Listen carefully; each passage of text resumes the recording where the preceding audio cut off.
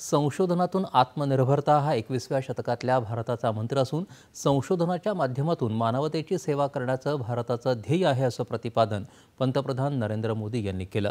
महासंगणकीय तंत्रज्ञानाच्या क्षेत्रात भारताला आत्मनिर्भर करण्याच्या वचनबद्धतेच्या अनुषंगानं पंतप्रधानांच्या हस्ते 3 परमरुद्र महासंगणकांचं आज लोकार्पण झालं। तसंच हवामान आणि हवामान बदलासंदर्भात संशोधन करण्यासाठी तयार केलेल्या उच्च कार्यक्षम कम्प्युटिंग प्रणालीचं उद्घाटन करण्यात आलं। भारतानं गेल्या 10 वर्षात सर्वच क्षेत्रात नवोन्मेषासह संशोधनाला प्रोत्साहन दिलं असून या माध्यमातून संपूर्ण जगाला सक्षम करण्याच्या दिशेनं भारत वाटचाल करत आहे असं ते म्हणाले।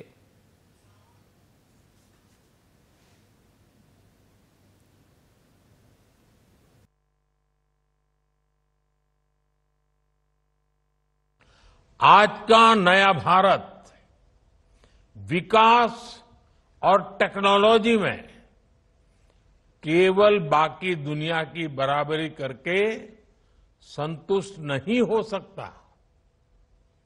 नया भारत अपने वैज्ञानिक अनुसंधानों से मानवता की सेवा को अपनी रिस्पॉन्सिबिलिटी मानता है।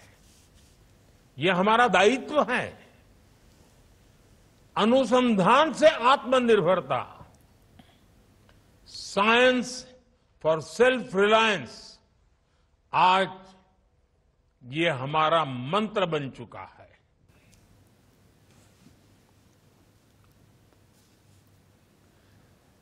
विज्ञानाचं महत्त्व केवळ संशोधन आणि विकासामध्येच नाही तर शेवटच्या घटकातल्या व्यक्तीच्या आशा आकांक्षांची पूर्तता करणं यातही विज्ञानाचं मोठं योगदान आहे असं ते म्हणाले।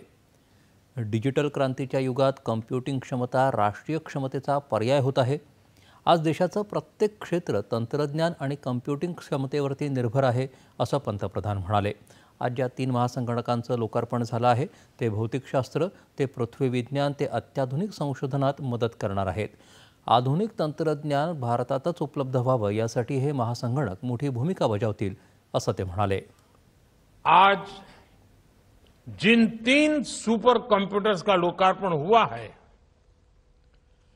फिजिक्स से लेकर अर्थ साइंस और कॉस्मोलॉजी तक ये एडवांस रिसर्च में मदद करेंगे। ये वो क्षेत्र हैं जिनमें आज का साइंस एंड टेक्नोलॉजी वर्ल्ड भविष्य की दुनिया को देख रहा है।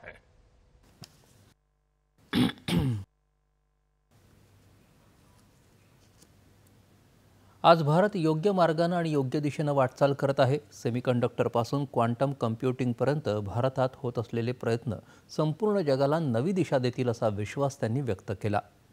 राष्ट्रीय महासंगणक अभियानांतर्गत NSM सुमारे 130 कोटी रुपये खर्चासह संपूर्ण स्वदेशी पद्धतीने हे महासंगणक विकसित करण्यात आले आहेत। हे महासंगणक पुणे, दिल्ली आणि कोलकाता या शहरांमध्ये कार्यरत केले जाणार आहेत। आज लोकार्पण करण्यात आलेल्या उच्च कार्यक्षम कम्प्युटिंग प्रणालींना अर्क आणि अरुणिका असं नाव दिलं आहे। त्यामुळे उष्णकटिबंधीय चक्रीवादळ, अतिवृष्टी, गारपीट, उष्णता, दुष्काळ यासारख्या महत्त्वाच्या घटकांशी संबंधित अचूक अंदाज या प्रणालीद्वारे वर्तवता येणार आहे।